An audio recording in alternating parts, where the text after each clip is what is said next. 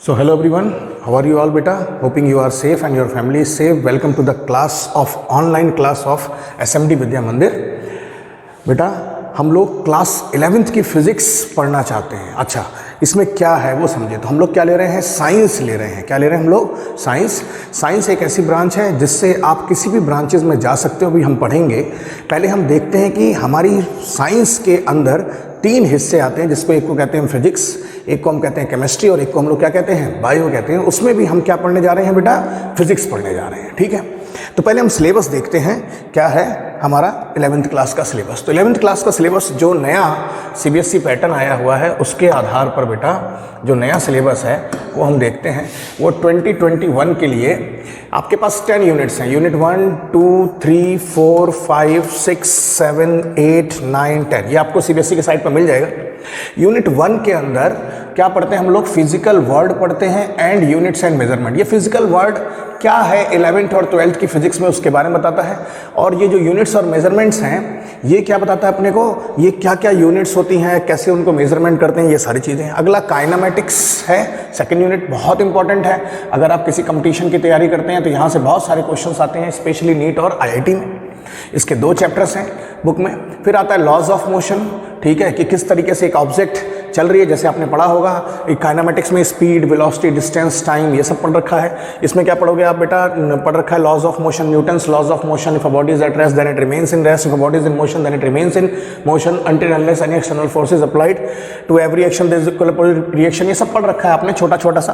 फिर अगला आ गया unit number 4, work, power, energy. Work क्या होता है, पावर क्या होता है, एनर्जी क्या होता है। That capacity to do work is known as what, energy. When we applied force on any body and the body displaces from its mean position then it is said to be what, work. कुछ याद आ रहा है, नहीं याद आ रहा है। फिर इसके बाद आप पढ़ेंगे motion of system of particles, ठीक है, इसको हम लोग रोटेशनल मोशन यूनिट कहते हैं, इंपॉर्टेंट यूनिट है। आगे आपने ग्रेविटेशन के बारे में पढ़ा होगा, F is equal to g. क्या पढ़ा है बेटा ग्रेविटेशन के बारे में, F is equal to g m1 m2 upon r square. ये ग्रेविटेशनल फोर्स पढ़ा था ना, universal law of gravitational force, ये आ गया इसके बारे में। फिर आता है properties of work matter. Properties of work matter में सॉलिड्स के बारे में हम लोग देखेंगे, सॉलिड्स की प्रॉपर्टीज देखेंगे। देन हम लोग लिक्विड्स की प्रॉपर्टीज देखेंगे। देन हम लोग बेटा क्या देखेंगे, गैसेस की प्रॉपर्टीज देखेंगे। किसकी प्रॉपर्टीज देखेंगे, देन हम लोग फाइनली गैस की प्रॉपर्टीज भी देखेंगे। ठीक है भाई, ये हो गई बात। फिर इसके बाद में आता है थर्मोडायनेमिक्स। ये एक अच्छी सी ब्रांच है, इस पर भी एक आध क्वेश्चन आ जाता है। इसमें हम लोग देखेंगे इंजन्स के बारे में। क्या पढ़ेंगे हम लोग, इंजन। बेसिकली कौन सा इंजन होता है, एक हीट इंजन होता है, ठीक है, हीट इंजन। हीट इंजन भी 2 प्रकार का होता है, पेट्रोल इंजन, सुना है नहीं सुना भाई, पेट्रोल, डीजल, ये सारा, ठीक है, स्टीम, ठीक है, ये सारे इंजन के बारे में हम लोग पढ़ेंगे। ठीक है, ये सब चीज़ें आएंगे इसके अंदर। इसके अंदर क्या आएगा, एंथैल्पी, एंट्रोपी, ये सारी चीज़ें आएंगी। ठीक है, फिर आएगा भाई behaviour of gases, kinetic theory of gases. और लास्ट में जो आएगा वो आएगा वेव्स एंड ऑसिलेशन। तो एक बड़ी अच्छी चीज़ पता चली कि पूरी की पूरी क्लास 11th की फिजिक्स में बेसिकली हम पढ़ क्या रहे हैं, आंसर है मैकेनिक्स पढ़ रहे हैं। क्या पढ़ रहे हैं हम लोग भाई, मैकेनिक्स पढ़ रहे हैं। बहुत इंपॉर्टेंट है 11th की फिजिक्स और बहुत इजी और सिंपल है अगर आप समझ रहे हैं। ठीक है, तो चलिए स्टार्ट करते हैं चैप्टर फर्स्ट, फिजिकल वर्ड से। किससे स्टार्ट करते हैं, फिजिकल वर्ड से। ये कोई बहुत इंपॉर्टेंट चैप्टर नहीं है ऐसा लोग कहते हैं, लेकिन ये बहुत इंपॉर्टेंट मेरे हिसाब से, क्योंकि इसमें पूरा पूरा इंट्रोडक्शन आपको क्लास 11th और 12th में क्या है वो पता चल जाएगा। तो चलिए स्टार्ट करते हैं। The name of the chapter for class 11th is what, 11th class is chapter first and the name of the chapter is what, physical word. ठीक है भाई, क्या क्या पढ़ेंगे हम इसके अंदर बेसिकली इस पूरे चैप्टर में। हम लोग कुछ डेफिनेशंस पढ़ेंगे। सबसे पहले definition of science and physics, ये 2 चीजें तो हम आज का हमारा गोल है। Today's goal is what, science और फिजिक्स क्या होती है वो पढ़ेंगे। फिर स्कोप ऑफ साइंस क्या होता है, ये हमारे नेक्स्ट लेक्चर में आएगा। And 2 broad principles of physics, ये आज के भी प्रिंसिपल में आ जाएगा। 2 ब्रॉड जो प्रिंसिपल्स हैं वो पढ़ेंगे। स्कोप उसको हमारा अगले लेक्चर में आएगा। तो सबसे पहले हम लोग समझते हैं व्हाट इज साइंस। साइंस क्या होती है, तो साइंस को एक लैटिन वर्ड, आपके एनसीईआरटी में लिखा हुआ बेटा, साइंस एक लैटिन वर्ड से आया हुआ है जिसका मतलब क्या होता है, सिंटिका, जिसका नाम क्या होता है, सिंटिका। और इसका मतलब होता है टू नो। इसका मतलब क्या होता है, टू नो। अभी समझते हैं इसको। ठीक है, साइंस को हम संस्कृत में विज्ञान नाम से पढ़ते हैं। संस्कृत में कैसे पढ़ते हैं, विज्ञान नाम से। और अरबिक में, अरबिक भाषा में इल्म से। किससे पढ़ते हैं हम लोग, इल्म से पढ़ते हैं। ठीक है, तो वास्तव में साइंस क्या होता है, तो वास्तव में साइंस जो होता है वो होता है study science is the systematic attempt to study nature and natural phenomena. ठीक है भाई, तो साइंस क्या है? सिस्टमेटिक स्टडी है। साइंस क्या है? एक सिस्टमेटिक स्टडी है for understanding what? Nature and natural phenomena. देखते हैं इसके बारे में और अच्छे से। देखिए, तो हमने क्या बोला? साइंस एक लैटिन वर्ड से आया। साइंस किससे आया बेटा? तो आंसर आया साइंस एक लैटिन वर्ड से आया है, और वो लैटिन वर्ड हम लोग अभी चेक कर लेते हैं। हाँ, देखिए, तो साइंस कहाँ से आया है? एक साइंस जो आया है हमारे पास में, एक second, just a minute, pen change कर लें।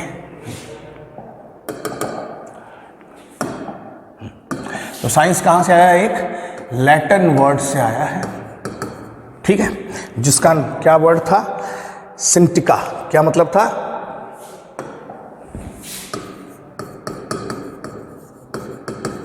और इसका मतलब क्या होता है? टू नो, किसी चीज को जानना, टू नो एनीथिंग। ठीक है भाई, ये हमने देख लिया। फिर इसके बाद में क्या आया हमारे पास में? To no.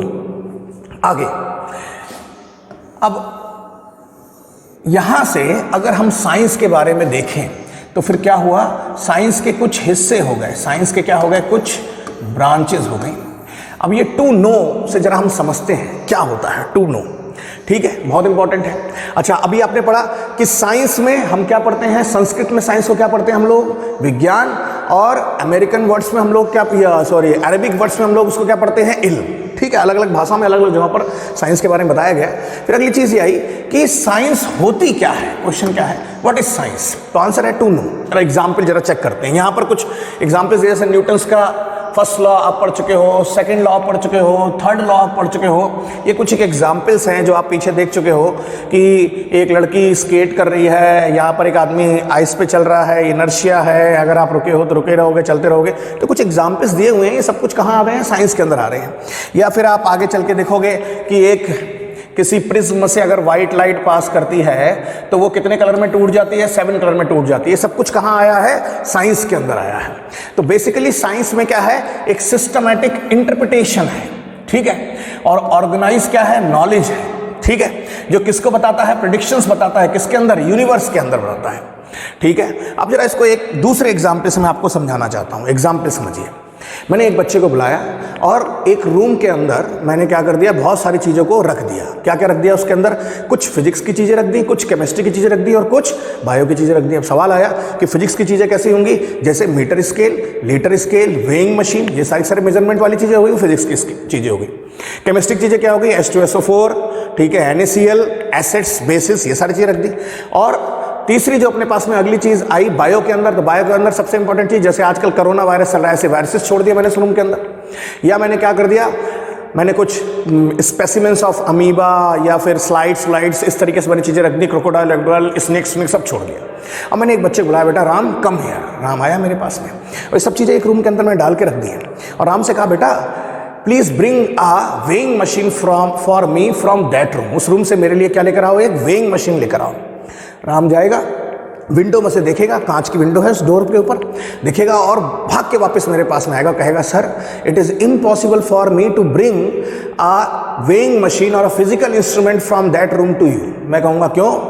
तो कहेगा sir because there are some viruses, because there are some acids, there are some snakes, they can harm me. Obviously it is very tough. Then वहीं पर श्याम बैठा था क्लासरूम में। कौन बैठा था बेटा? श्याम बैठा था। श्याम बोला सर हमने 9th 10th क्लासेस में अच्छे से पढ़ रखा, छोटे क्लासेस में, कि फिजिक्स की चीज़ें कौन सी होती है, केमिस्ट्री की चीज़ें कौन सी होती है और बायो की चीज़ें कौन सी होती है। ऑब्वियसली इसका मतलब कि आपको थोड़ी सी नॉलेज है।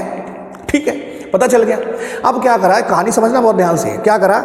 श्याम ने आइडिया दिया, सर मैं एक सपेरे को जानता हूँ, वो बीन बजाएगा, कर लेगा। हम सर पीपीई किट पहन के अंदर जाएंगे, कोरोना हमको नहीं होगा। ठीक है, हम सर केमिस्ट्री की चीज़ों को एक शेल में लगाते हैं। उसने कहा सर एक शेल में हम क्या कर देते हैं? फिजिक्स की चीज़ें रख देते हैं। दूसरे सेल में हम सर क्या करते हैं? केमिस्ट्री की चीजें रख देते हैं। ये रूम है मान लो, ठीक है, और यहां पर हम सर क्या कर देते हैं? बायो की चीजें कर देते हैं। अब सारी चीजें अरेंज करके रख दी। अब नेक्स्ट डे राम, ये एक दिन लग गया, राम आया। अब मैंने राम से कहा बेटा now you should bring that weighing machine from that room. तो वो इस रूम में से जाएगा, एंटर करेगा और देखेगा। इजीली कहाँ जाएगा? वो फिजिक्स की सेल में से जाएगा और वेइंग मशीन लेकर वापस आ जाएगा। तो ये बताइए पहले दिन का काम आसान था या दूसरे दिन का काम आसान था? आंसर था दूसरे दिन का काम क्या हो गया? आसान हो गया। किसने आसान करा दूसरे दिन के काम को? अगर किसी चीज के बारे में नॉलेज थी, उसका इंटरप्रिटेशन था, तभी हमने चीजों को क्या करा? अरेंज करा। तो ये जो नॉलेज और ये इंटरप्रिटेशन आया, ये कहां से आया? साइंस से आया। तो do you able to understand what is science? तो साइंस का एक सिस्टमेटिक स्टडी है, साइंस का एक सिस्टमेटिक स्टडी है जिसकी मदद से हमारी लाइफ क्या हो जाती है? इजी हो जाती है। जिसकी मदद से हमारी लाइफ क्या हो जाती है? इजी हो जाती है। अब समझ में आया बेटा व्हाट इज साइंस? तो ये तो हम पढ़ते हैं साइंस के बारे में। आगे चलते हैं। आगे इस साइंस को पढ़ने के लिए एक साइंटिफिक मेथड होता है। साइंस को पढ़ने के लिए क्या होता है? एक साइंटिफिक मेथड होता है। और इस साइंटिफिक मेथड्स के कुछ स्टेप्स होते हैं। जैसे फिजिक्स के अंदर हम अभी आगे पढ़ेंगे, हम फिजिक्स के अंदर क्या पढ़ते हैं? लॉस पढ़ते हैं, लॉज ऑफ फिजिक्स। लॉस कैसे बनते हैं? तो उसके लिए एक प्रोसीजर है जिसको हम लोग क्या कहते हैं भैया? Scientific method. एक क्या है अपने पास में बेटा? प्रोसीजर है, और उस प्रोसीजर को हम लोग क्या कहते हैं? साइंटिफिक मेथड कहते हैं। अब जरा समझते हैं साइंटिफिक मेथड में क्या क्या होता है। पहला होता है साइंटिफिक मेथड में सिस्टमैटिक ऑब्जर्वेशन, किसी चीज को देखना, उसको क्या कहते हैं हम लोग? Systematic observation. दूसरा क्या होता है? Controlled experiment. अभी एक करके सब समझेंगे। फिर आता है क्वालिटेटिव एंड क्वांटिटेटिव रीजनिंग, ठीक है उसकी। फिर अगला आता है मैथमेटिकल मॉडलिंग, और लास्ट वन आता है verification and falsification of what? Theory, जो आप पढ़ रहे हो। इसको जरा समझने की कोशिश करते हैं। इसका मैं बेस्ट एग्जाम्पल पहले आपको दिखाता हूं क्या है। ये देखिए एक एग्जाम्पल है साइंटिफिक मेथड का। एग्जाम्पल क्या है? कहीं रोड पे एक एक्सीडेंट हो गया, कहीं रोड पे क्या हो गया? एक एक्सीडेंट हो गया है, और पुलिस उस एक्सीडेंट का इन्वेस्टिगेशन करने आई है। तो पुलिस सोचती है उसके जिसके घर में डेथ हुई है, कुछ हुआ, भगवान किसी घर में ऐसा ना करे, लेकिन जब कहीं एक्सीडेंट हुआ है तो आदमी FIR करता है, या पुलिस एम्बुलेंस आती है, सारी चीज। फिर पुलिस उसको क्या करती है? तफ्शीद करती है, फाइल बनाती है, सब कुछ करती है। सब देखते हो तो मूवी में बहुत ज्यादा आता है। तो पुलिस इन्वेस्टिगेशन कैसे करेगी कि भाई ये एक्सीडेंट ही था, एक्सीडेंट हुआ तो ब्रेक फेल हो गए, या टायर फट गया, या किसी ने ब्रेक फेल कर दिए। तो उसके लिए पुलिस क्या करेगी? एक्सीडेंट के लिए एक इन्वेस्टिगेशन करेगी। तो लिखा हुआ है there was a car accident and the police were investigating uses the scientific method. किसका इस्तेमाल करके पुलिस क्या कर रही है? साइंटिफिक मेथड का इस्तेमाल करके। सबसे पहले क्या करेगी? वहां पर जहां पर एक्सीडेंट हुआ वहां के लोगों से पूछेगी, हाँ भाई बताओ कैसे एक्सीडेंट हुआ? क्या गाड़ी बहुत तेज आ रही थी? क्या गाड़ी बहुत हल्के आ रही थी? टायर फट गया? क्या हो गया? तो वो क्या करेंगे? उन लोगों ने ऑब्जर्वेशन करा होगा, और पुलिस ने उस ऑब्जर्वेशन से क्या कर लिया होगा? डाटा एनालिसिस कर लिया होगा, डाटा इकट्ठा कर लिया होगा। फिर पुलिस हाइपोथेसिस करेगी, सोचेगी, हो सकता है ड्राइवर को नींद आ गई हो तब एक्सीडेंट हो गया, हो सकता है ड्राइवर बहुत तेज चला रहा हो सकता है कि कार में कुछ लोग बातचीत कर रहे हो, उसका दिमाग कहीं और दूसरे स्टेट पे चला गया इसलिए एक्सीडेंट हो गया। तो कुछ हाइपोथेसिस करेगी। फिर पुलिस क्या करेगी? एक्सपेरिमेंट करेगी, मतलब एक छोटे से हिस्से में इस तरीके के एक्सपेरिमेंट करके देखेगी कि क्या ऐसा पॉसिबल है, और टेस्ट करेगी। फिर इंटरप्रिटेट करेगी कि जो उसने हाइपोथेसिस करा था और जो ऑब्जर्वेशन कर रहा है वो सही है या नहीं है। अगर सही है तो बहुत अच्छी बात है, और नहीं है तो फिर क्या करेगी? रिवाइज फिर से सब कुछ दोबारा करेगी, और फाइनली क्या करेगी? कंक्लूजन निकालेगी। फाइनली क्या करेगी? कंक्लूजन निकालेगी कि ये एक्सीडेंट किस कारण से हुआ, क्या ये रियल में एक्सीडेंट था या ये मर्डर था। समझ में आई नहीं आई बात? ये एक साइंटिफिक मेथड है। इस तरीके से एक साइंस का स्टूडेंट क्या करता है? सोचता। समझ में आया साइंस कितनी इंपॉर्टेंट है हमारी जिंदगी में, कि हमारी सोच को डेवलप कर रही है। ठीक है, अब जरा दूसरा एग्जाम्पल लेते हैं। एक और एग्जाम्पल इस साइंटिफिक मेथड का लेना चाहते हैं। This is the example. कुछ स्टेप्स हैं, खेती करने में काम की चीज है। मुझे क्या करना है?